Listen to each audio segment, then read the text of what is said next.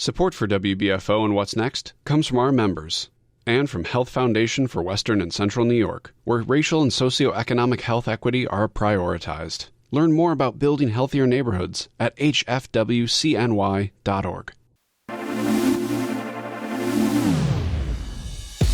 From Buffalo, Toronto Public Media and WBFO, this is What's Next Producers Picks, highlights of conversations heard on previous episodes. On today's show. So yeah, that's kind of how it comes into fruition in Buffalo, in that it's kind of the moment where as a city we shift a little bit more to becoming more supportive of women's suffrage. Buffalo's first female historian, Lindsey Visser. And we close with not having access to food, not having access to water, having housing insecurity, housing instability, just poverty, right? Systemic and generational poverty. Right. Licensed master social worker, Cheney Brockington. I'm Thomas O'Neill White. First, we revisit my conversation with Buffalo's first female historian, Lindsey Visser. We discuss the anniversary of the 19th Amendment, which gave women the right to vote, and the significant role Buffalo played in the suffragist movement. So, let's talk about the early suffrage movement. Seneca Falls Women's Rights Convention in 1848. Yes, and if you haven't been, it's such an easy day trip from Buffalo. I've actually spent a lot of time in Seneca Falls, and it's been absolutely wonderful.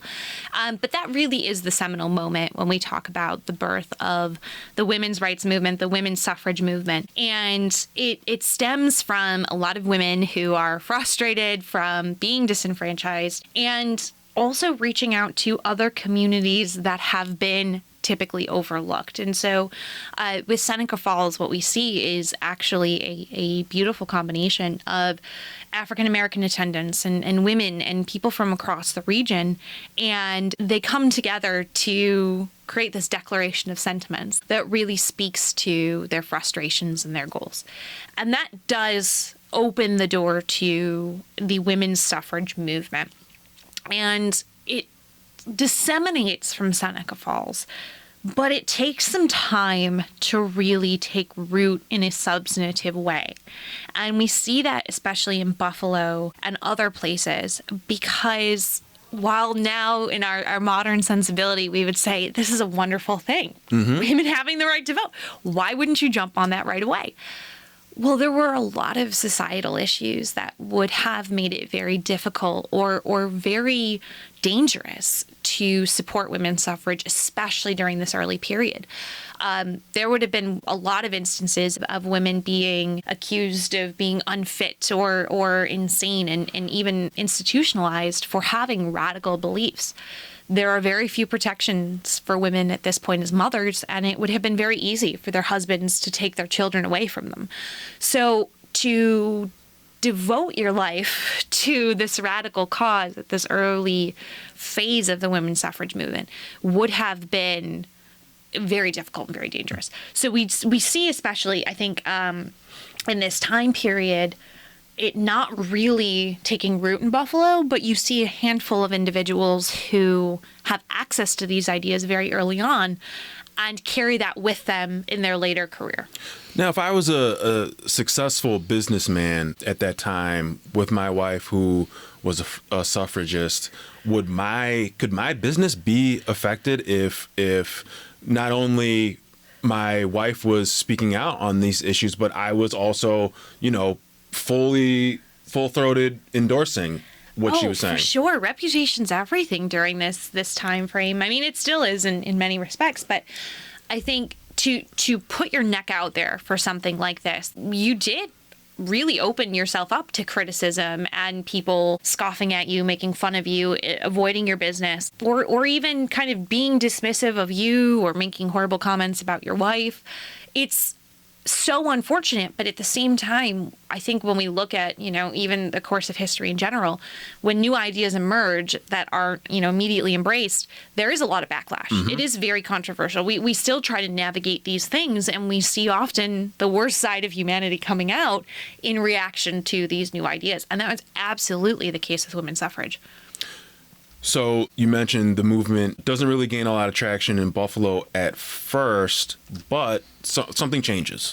It does, but I do want to say Belva Lockwood actually is one of the individuals who ends up coming into contact with Susan B. Anthony, because Belva Lockwood's a teacher, and she's actually running a girls' school and ends up kind of becoming immersed in these suffrage ideas, and she really does carry that with her. And so she kind of becomes, in that early suffrage movement time period, one of, I think, the most influential and impactful women, even at a national level. And she's from here, of course. But what I love about Belva is she felt that the law was the answer to these kinds of issues and the lack of opportunity women faced. So she wanted to become a lawyer, which as a woman was a very difficult thing. She ended up going to DC and finding a law school that would take her. And the school actually that she attends becomes, I believe, a precursor to George Washington University School of Law. And she goes through, she completes her degree, ends up getting to graduation. They refuse to give her and the other female students their diplomas. Wow. Yeah. And so she actually petitions the president of the United States to intervene. And to everyone's great surprise, he does, and basically says these students have completed their required education. They should get their diploma. So that at least allowed her to then try to gain admittance to the bar. But she quickly found that as a woman, she wasn't eligible to try cases in federal courts because the bar didn't allow women to do so. So God bless her, she drafted legislation and personally lobbied Congress to get the law passed to allow her and other female lawyers to practice in federal court. So she becomes the first woman admitted to the Supreme Court bar, becomes the first woman to try a case before the Supreme Court. So this is huge and monumental in its own right. Absolutely cemented her place in the annals of history. But she doesn't stop. She also ensures that there's space for all voices in federal courts. And so she personally sponsors one of the first African Americans admitted to the bar. And he goes on to try the first case that an African American tries before the Supreme Court. And in 1884, she decides she's going to run for president, which is just incredible when you think of the fact that women can't vote. She couldn't vote for herself. Right.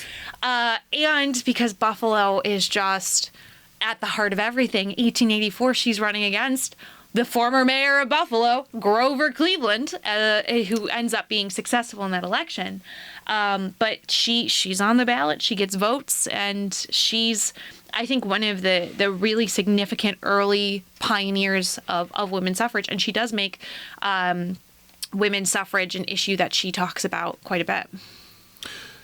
From my admittedly little bit of research, there were at this time different suffrage movements, an anti-suffrage movement, a competing suffrage movement in the state of Massachusetts. So a lot of moving parts in the mid to late 19th century.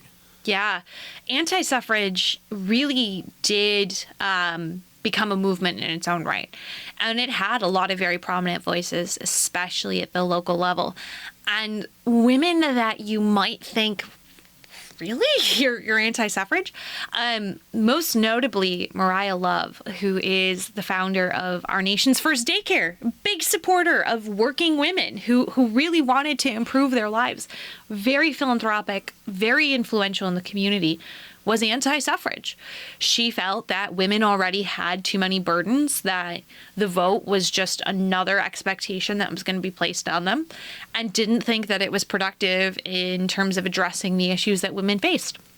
And that was a very common thread. There were, again, a lot of women who felt that they had more power outside of the ballot box in terms of influencing the course of events by just having conversations with the people in power, or really going about solving the social ills through philanthropic work. And so for Maria Love, she, in some respects, and to her point, was able to do more for working women outside of having the vote than she would have been able to with her vote. Now that brings me to the question, how common was it for these women to speak to these, obviously, men in power?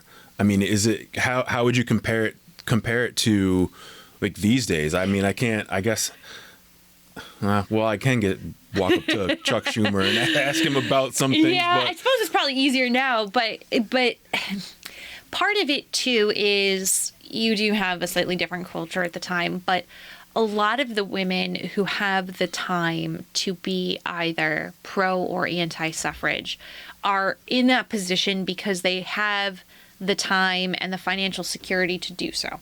So a lot of the time we are talking about wealthier white women because that was a group that could afford to be involved in these issues either for or against.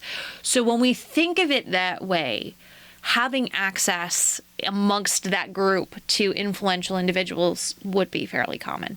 This is also a time period where social clubs are thriving. The 20th Century Club, the Women's Club, the Social Club, the Buffalo Club. So it would have been fairly common to be able to be in a social atmosphere where, say, maybe not Chuck Schumer, but, the mayor of Buffalo's wife is at the 20th Century Club, right. And you can chat with her, and then she can go home and tell her husband what she heard. And there is a little bit of politicking behind the scenes. So there's certainly women who feel like this is sufficient. We don't need the vote. It's not going to yield the same results as a well-placed conversation is going to. There is some disagreement in even, I think, within the suffrage community of, what are the necessary steps in order to be able to actualize ourselves in our democracy. We get to 1878, women's suffrage amendment introduced in U.S. Congress, and then we move over to the middle of the movement. Yeah. 1901, Pan American Exposition Board of Women Managers, right here in the city of Buffalo. Yes. Talk about it. Well, again, drawing from, I think, that tradition really of the 20th Century Club, you do have a lot of very influential women who want a voice in one of the biggest events in Buffalo's history. And so they do take a very active role. And you do start to see women being more active and more engaged. But Mary Talbert, I think, is a great example of somebody during that time period who was incredibly involved in the Pan American Exposition and really was sitting between two worlds as a woman of color, in that she was actively campaigning for the advancement of African Americans, but then also actively campaigning for women's suffrage. And so, especially in that transitional time, we start to see women dabbling a little bit more with getting out into society and really pushing for these things in Buffalo. And when we look across the country too, World War I really does start to shift things for women's suffrage in a more obvious way, because women start occupying a different role in society. When the men go off to fight and they're working in factories, they're taking on more responsibilities. Their sons are being sent to war. Mm-hmm. Now, all of a sudden, women are recognizing that they are functioning in society in a more meaningful way, and they're not given the opportunity to make decisions about the direction society is going in. And so it becomes a more glaring juxtaposition between what they're currently doing and what they're currently being denied. And that does help cement the suffrage movement and accelerate and augment it in a much more pronounced way. So who leads this demonstration in the city of Buffalo? That's actually a really good question. I believe it is the Erie County suffragist group that ends up leading it. And in fact, when we talk about the Buffalo Six, which we'll probably do it in a second here, one of those suffragettes, Ada Kendall, was the president of the women's suffrage group in Erie County. And that actually does predate that 1914 movement and the demonstration that they had in City Hall.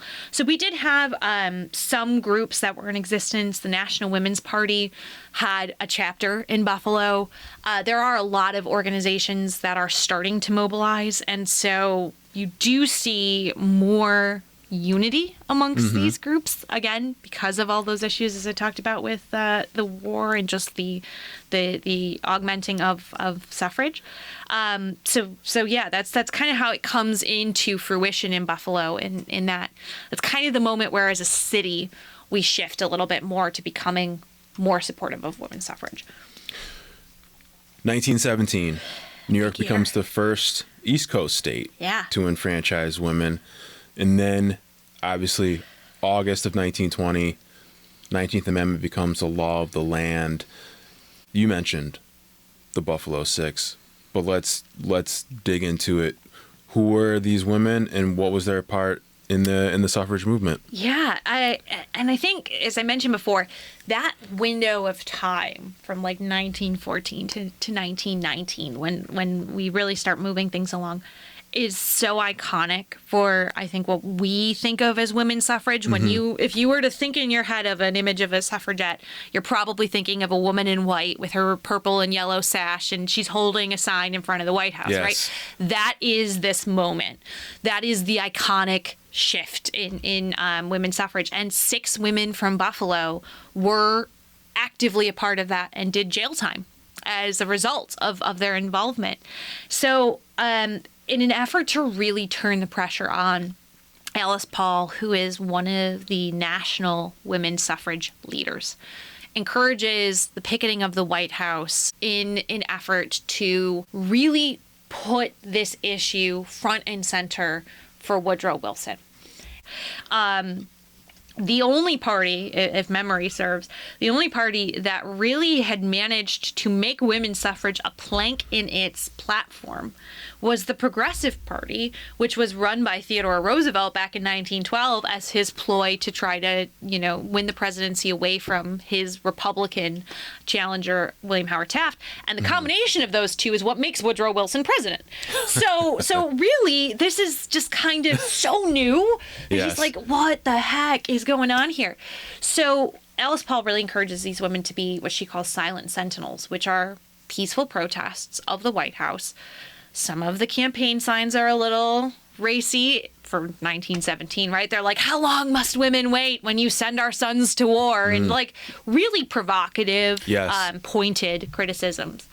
And at one point, Wilson is just like, this can't go on. And so he has them arrested because it's complicated, right? You can't arrest them for picketing. It's First Amendment protected. Yes. So he has them arrested for the obstruction of traffic, which seems absurd, but works. So they get rounded up. And so this happens throughout 1917. And in fact, one of the women from Buffalo, Janet Frothingham, is in one of the first groups to actually be imprisoned for this. And so what happens is they're picketing the White House, they're arrested, they're put in front of a judge. The judge says, okay, you need to pay a fine, right? And again, as I mentioned, these are women who can afford to pay the fine. They refuse. And so they're sent to Occoquan Workhouse in Virginia. This is the first time that women of this social class are being sent to a workhouse. And so when their relatives catch wind of this, they're horrified, and especially with how these women are being treated. And so the first wave that Janet is a part of, she ends up being pardoned very quickly afterward because it kind of becomes a bit of a scandal, right? Woodrow Wilson, you can't have put these women in workhouses, right? This is insane. So he pardons them after 3 days, and they refuse to leave. They're like, we don't want the pardon. We want the vote. And so this kind of gives rise to, in some respects, the badge of honor, right, of being arrested and sent to Occoquan Workhouse. So you do see women from across the country, including Buffalo, who pick up and they go to Washington specifically to picket the White House. And so you have people like Amy Yingling, who's a teacher from Black Rock. She goes down with her aunt, who actually it's her aunt who really wants to picket the White House. And her aunt's too old, and they're like, well, you can't, but you can. And so Amy, who's like, I thought I was just here to stuff envelopes, is like, okay, I guess I'm picketing the White House today. So she ends up in prison, and Hattie Kruger, who is a nurse from the area, also goes down. The two of them are part of the group of 14 women that I think I mentioned earlier who were subjected to the Night of Terror, which was really is traumatic event in which by November of 1917, the women in Occoquan were becoming increasingly what the guards would have considered unruly. And the reason behind this was they were hunger striking. They were protesting the fact that they were not being held as political prisoners. They were protesting the conditions that they were being held in. And it culminated in this night of abuse toward the women where they were beaten and they were force-fed and all of these horrible things happened. And Hattie Kruger actually ends up testifying in court with two of the other suffragists about her experience. And the judge at that point declines to look into it any further. But this was, again, starting to change the public perception of the treatment of these women. Mm-hmm. They're peacefully protesting, right? So in addition to the ones that I mentioned, you also have Janet Frothingham's sister, Margaret, who's a teacher at Buffalo Public School 42. She goes down, and I actually love the newspapers from this time because it does kind of give you a little bit of a glimmer into what people were thinking. One of the other ones, Edith Ang, I love her. Her rap sheet is amazing. She's accused of starting a suffrage riot at an event one time. So she goes to an anti-suffrage convention and basically screams at the senator who was anti-suffrage, and a riot ensues. And so she's arrested for that over the course of her life. She pickets the White House. She's one of the first women to do the Watchfires of Freedom, which was another tactic as things were starting to progress more in 1919, where the women would burn speeches from Woodrow Wilson perpetual, in front of the White House, in like a perpetual keeping the fires going, like they would watch them. So they called them the Watchfires. And so she was arrested for everything that she did jail time 5 different occasions throughout her stint with suffrage. So she really is, I think, one of, to my mind, the more aggressive suffragists. But I love real rabble rouser. She really was, and when you see her picture too, even later in life, she's a little older woman and she's holding her New York flag, and you could just see the iron resolve in her face. She's just awesome. And then there's Ada Kendall, and Ada is one of the first journalists really working. Her mother was actually a journalist too, but she's one of the first to be working for one of the major newspapers in Buffalo. She ends up being the leader of the Erie County suffragists, and she also went down to Washington to picket. She did 30 days in Occoquan, and actually ended up doing 6 days in solitary confinement for use of profanity and failure to follow the rules.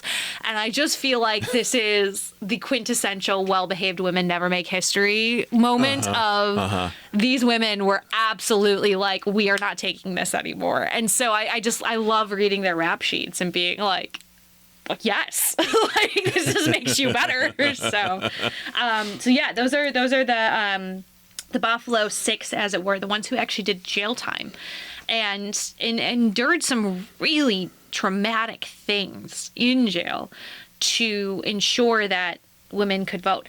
But what's, I think, really important to note is that this is all occurring summer and fall of 1917. So this is at a point in which New York has already accepted women's suffrage. So these are women who now have the right to vote, and they are out there willing to do jail time because one state is not good enough, right? There are other states in the Union that have already passed women's suffrage, but they are out there and they are absolutely saying, we are going to keep fighting until all women have the right to vote. That was Lindsey Lauren Visser.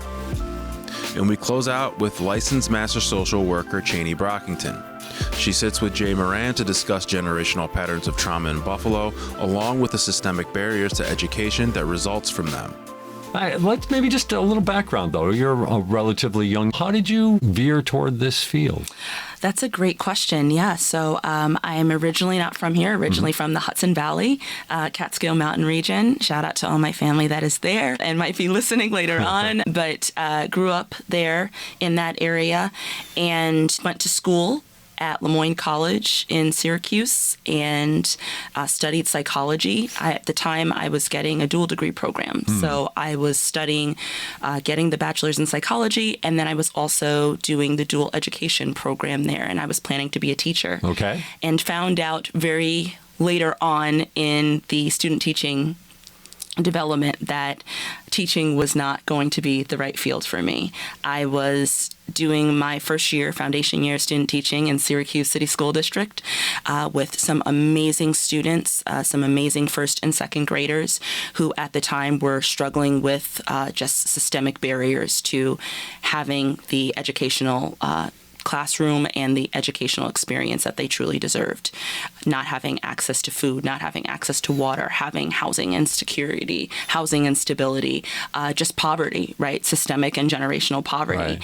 And unfortunately, that was really affecting the way that we were interacting in the classroom. They weren't able to focus. We were oftentimes struggling for snack breaks. Kids were coming with really significant mental health concerns as well at such a young age. And so being a teacher was important, meeting the academic standards for testing that we do have in New York State was important, but I was really struggling to get through it, to be honest with you. It was just very, very difficult. I would stop oftentimes throughout the day just to make sure that they had something to eat, and we just weren't getting through lessons. We have to address those things because it's very difficult for them to have that concentration that we're looking for.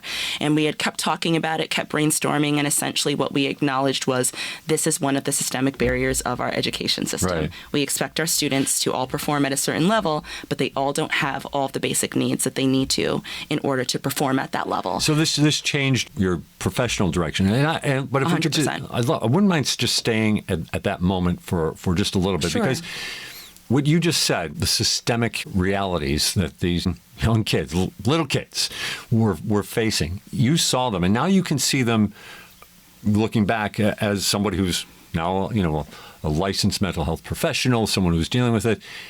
Maybe even give us a specific story or stories that you recall of, like you said, we were in a situation, I'm student teaching, I'm trying to get these kids through this lesson, and so-and-so kid shows this because of that. Can you maybe reflect on that a little bit? Yeah, please? absolutely. In fact, a couple actually came to mind. I remember we were teaching a math lesson.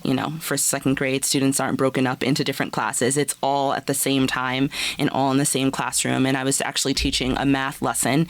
And of course, with passing the EdTPA or the assessment for teaching in general, you have to follow these different core components of these classrooms. And so we were teaching a math lesson, and two of my students actually, and I believe that they were half brother and half sister. And they both came up in the middle of the math lesson and said, my stomach really hurts. My stomach really hurts. And so I was like, okay, let's, take you to the nurse's station. Let's make sure that you get cleared up. Of course, the nurse brings them back and says, oh, well, they're fine. They probably just don't want to be in math class, whatever the case may be, Right. Which, could be a legitimate thing for young kids. Well, it certainly was always my excuse. Exactly. Sometimes I didn't want to be in math, right? So I'm like, okay. So they bring them back into the classroom. And I believe it was at the end of the math lesson, I'm sitting down with them and I was trying to show them, here's what it is. They do give them some extra special attention, which is difficult in a room of 21 students. And I was, trying to give them some specialized instruction, and I could hear their stomachs start to growl. Oh. And I was like, is that your tummy? And they were like, yeah, it really, really hurts. So they were hungry. And so we identified, when was the last time that you've eaten today? Really started to identify, when was the last time that you actually had a meal? And it was the day before. Oh, my. So I believe their last meal was probably leaving the school at the end of the day, having that lunch or that snack at the end of the day that we oftentimes provided in our classroom. Right. And so I identified, okay, we got to get some snacks. We need to, address this issue. But they were so distracted and so focused that by the time we got to the whole snack portion, that's it, right? You only have a certain amount of time to get through everything that you need to every day as a teacher. And I know that example may sound somewhat minimal to someone that's listening, but this is happening on a consistent basis, right? These are two students. We had students every day that were coming in with a different barrier or a different challenge. Oftentimes, students would come in and they would be in tears because of some intimate partner violence that they saw, or CPS being called, or having a parent that in some way was not able to care for them in the way that they deserved.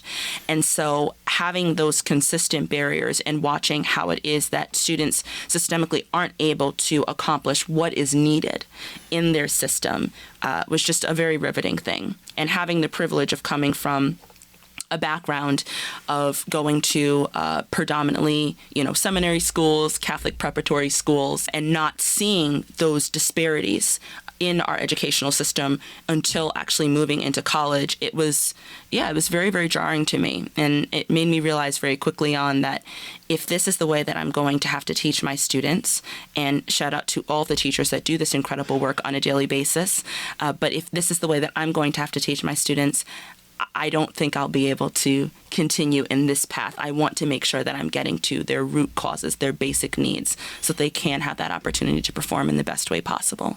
So you made the switch. You made the career switch. So you go from Syracuse, you come to the University of Buffalo to advance your studies, yes, of course. But now you get to see Buffalo. Yeah.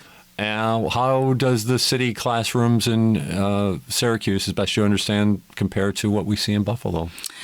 Yeah, that was, it's very shocking. I think that one of the things that I did, and this is going a little bit off topic. That's fine. But I was an adjunct faculty over at UB, came back to my alma mater, and taught there for 2 semesters, actually. And we taught the Black Lives Matter class, Building Racial Justice and Solidarity.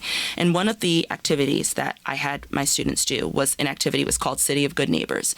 And the reason why is because obviously that is a very big slogan and umbrella for Buffalo is this idea of City of Good Neighbors, and the kind of the cornerstone of like a Buffalo slogan, if you will. It's definitely a slogan. It's definitely a slogan for sure, right? And so one of the things that we had them do in this activity that we would do every week was to address a different experience or a different news article or some research on Buffalo as a whole, and some of the disparities that we're seeing as it relates to race. Because the idea is that if it's a city of good neighbors, it should be a city of good neighbors for everybody, right? Everybody should have equal opportunity. Everybody should be feeling as if they are receiving, good neighborship, if you will. Sure. And so what my students very quickly found is that it has not been. And that is the same exact thing that I found as it relates to going into our school districts, our school systems, but also just our criminal justice system, right? Our current layout of land, our history of segregation, and being someone who is a non-Buffalo native, I know it can be very jarring to hear someone that's not from the area say, oh, well, I'm going to do all of this research, but I think it's important. I think it's important when you go into a new city and you move in to know the lay of the land, to know the history, to know how it is that it's affected the people and the residents that call Buffalo home. And so we found similar disparities, but unfortunately more in our school systems. Our school system here in Buffalo is on track to be very, very close to what we're seeing in New York City. We have out-of-school suspension rates that are very similar to New York City and to other larger cities, and we don't nearly have the concentration per capita. But yet those statistics are very similar, if not higher, here in Buffalo. We also have 4 out of 5 students in Buffalo qualifying for free or reduced lunch at this time. And that study was post 2020, okay, but still a couple of years ago. Right. And so the number is growing exponentially. It's projected to be at about 4.5 out of Buffalo City residents and students qualifying for free or reduced lunch. So if 4 out of 5 students are qualifying for free lunches at school or reduced lunches at school, it's safe to assume that there are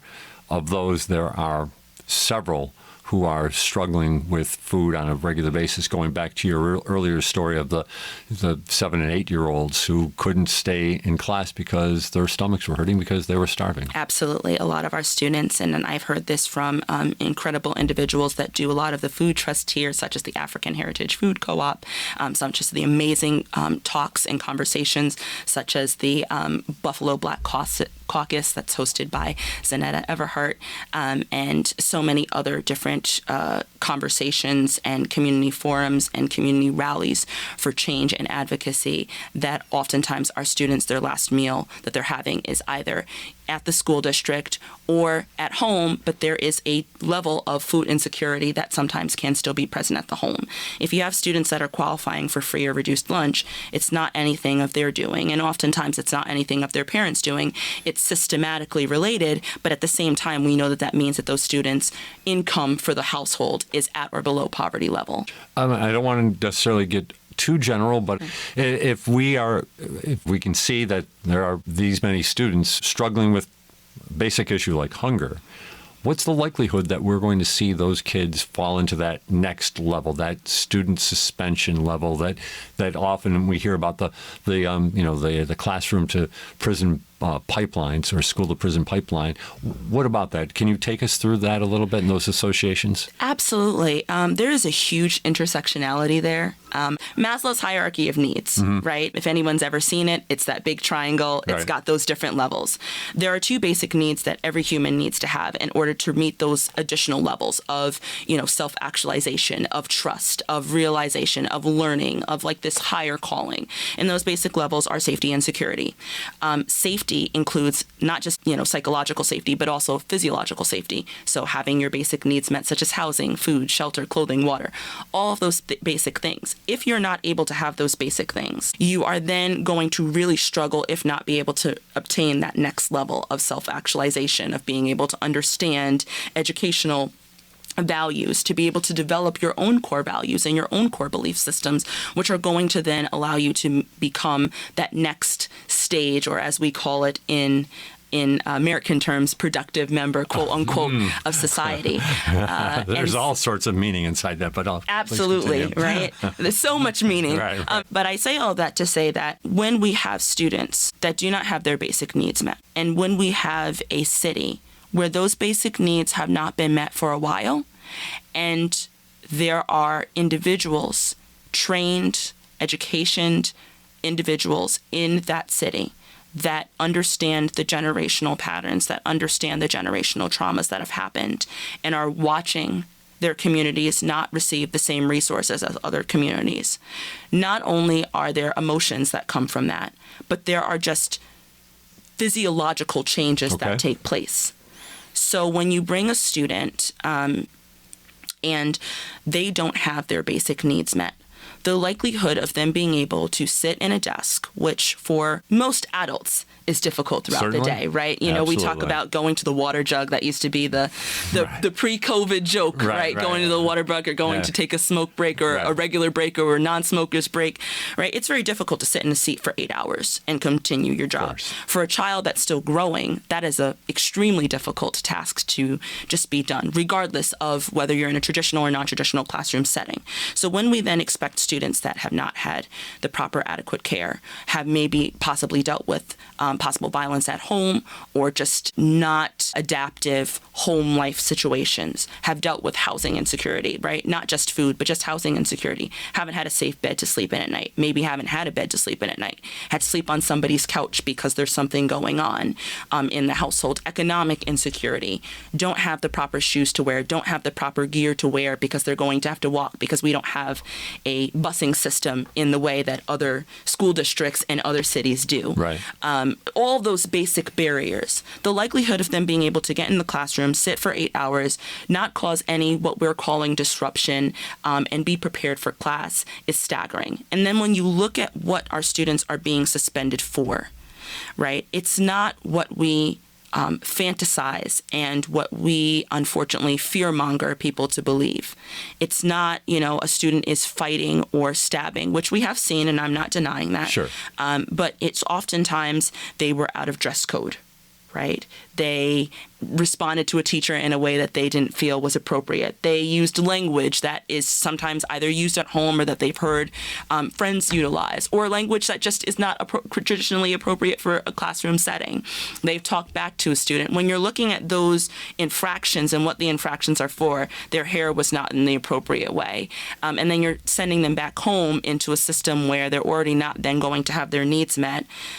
There's a staggering chance that not only they're going to likely be suspended again, because all it takes is one time, and those statistics have been shown. That's you're saying that there's no doubt about that. Absolutely, right. There's I believe it's so it's not if I suspend you for a month, you're going to learn your lesson. Exactly. Okay. It's not if I suspend you for a month, you're going to learn your lesson. You're going to change. You're going to be this. Exactly. That you're going to come back rehabilitated is the idea. We're going to come back, and more than likely, I'm going to do this again, right? And it's going to continue to happen again. And there is an implicit bias that goes into a teacher looking and seeing a name now that they have now suspended or that has been involved in the start or the root of the justice system before, and them re-entering that again. But the likelihood of then having some type of criminal or legal interaction, police interaction, school police officer, school resource officer interaction then increases. And once that happens, you just have that perfect trajectory into the school to prison pipeline. The data has shown that it's not a matter of if, it's a matter of when. Really? And that's the really scary part about it, for sure, and troubling part about it. Almost inevitable. Almost inevitable. I believe the statistics were, it's 1 in 3 as the justice system relates over the age of 18. It's 1 or 3 males of color will have an interaction with the justice system before the age of 50 years old. We know that oftentimes starts at an earlier age, average between the ages of 18 and 23. But when we look at the statistics and we include out-of-school suspension rates, that number jumps. I believe that it is somewhere around like 64% of individuals that have had an out-of-school suspension are likely to have another suspension. But especially when we look at Black and brown youth, we see that there's 84% of all of the youth that are suspended in our public school system are African American. And so even those numbers speak to a larger issue there. You are a member of the board member of the Erie County Restorative Justice Coalition. Yes. Restorative justice. To you, what is restorative justice? Yeah. Restorative justice. That is a tough word. And if you ask 15 different people, Sure. I promise you'll get 35 different answers. But I've talked about this a couple of times. And restorative justice, to me, is really this idea of not just repairing harm, but it's also transforming the way in which we look at harm. When we look at offense as a whole in this country, but even on a smaller scale here in Erie County, we are very quick to not just penalize, but also prosecute the individual that has caused the harm and not look at why it is that the harm was caused and how it is that we can properly do justice for the individual that was harmed. Restorative justice looks to kind of transform that model. Okay. And in some ways, it's been looked at as a very radical model, but it actually has very, I don't want to say, well, I guess I could say radical results, right? We've seen that the effects of restorative justice being practiced in schools and outside of schools with young adults has been life-changing. Restorative justice really looks to identify what was the harm that was caused to someone at any given time, or to a system, or to a population of individuals. How did that harm impact that person? What were some of the factors that may have influenced the harm happening in the first place? And kind of a what's next question, Okay, right? Where do we go from here? Sure. How is it that we can make sure that both parties are able to to understand why it is that the harm happened, and what it is to make sure, or what it is that we can do to make sure that that harm does not happen again, that the population and that the community served becomes better as a result of that, and that the community and the population served feel safer as a result. Okay. We are living in very, very heightened times. It's like the nicest way that I can say it, right? We know that unfortunately there will be harm, right? There will be an incident at a school or something that happens in a neighborhood. We're aware of that, right? Our system tells us that. The lay of the land tells us that. Our map of Buffalo's history unfortunately tells us that as well. So it's looking at a proactive approach. How is it that we can get involved before there is harm to make sure that there are systems in place that provide space for others to understand the impact of their harm and in the impacts of harms on their community. What might be an example of, like you said, a proactive approach to that? Well, I think just even the work that the Restorative Justice Coalition is doing, and that all goes to Dina Thompson and her amazing team and staff over at the Restorative Justice Coalition, getting involved in different school districts. They are involved in many school districts already in the Western New York area and have been doing incredible work to make sure that they are located in the school, that they are doing forums in the schools so that the schools are aware of who it is that they can call before something happens, right? If they have the education beforehand, the likelihood of being able to pick up the phone and saying, hey, I have this resource increases. Okay. Let's say a student, let's go with taking, which I know has happened, right? Take somebody's phone. Okay. Right? They steal a phone in the school district, right? The school's response is immediately, right, to get involved, call a school truancy officer, school resource officer, get them involved, suspend the student. Student's out of school for a month or is indefinitely suspended. Now they have to go to another school, reintegrate. The likelihood of them doing just as well at that school or better at that school than they were at the other school, we know is not even on an equal margin scale. And then the system just starts and it just jets up. In the restorative justice model, right, it's not saying, well, that student doesn't have any penalty. The Restorative Justice Coalition would come together and kind of create a group setting where all the stakeholders are involved. So you might have the teacher that was there the day that the phone was stolen or in the classroom where the phone was stolen. You'd have the student who stole the phone, you'd have the child whose phone was stolen, you would have maybe their parents, maybe a pastor or a spiritual leader that is related to or, in close proximity to the student who had their phone stolen from them. And you'd have all these individuals kind of sitting together in a round table to be able to identify what happened here, what exactly took place. Here's the evidence that we have. How is it that the individual who has been harmed is feeling, right? Or as most people would consider the victim, right? How is it that the victim or the person that's been harmed is feeling? And you give them space to be able to share how it is that this affected them. Well, my mom bought me this phone. I just got this phone for my birthday. It was really expensive. I felt violated, whatever the case may be. When you have a traditional setting where a student is harmed or a person is harmed in some way, oftentimes there isn't that space. There isn't that space for the person who's harmed to say, this is exactly what it is that you did. I want to know this, and this. I want to know why.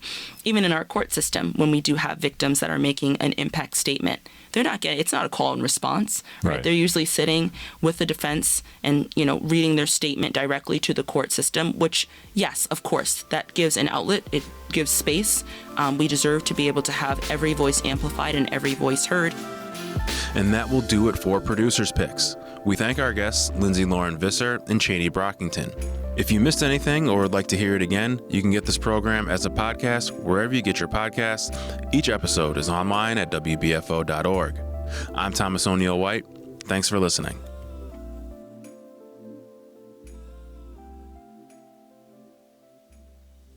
Support for WBFO and What's Next comes from our members and from Health Foundation for Western and Central New York, where racial and socioeconomic health equity are prioritized. Learn more about building healthier neighborhoods at hfwcny.org.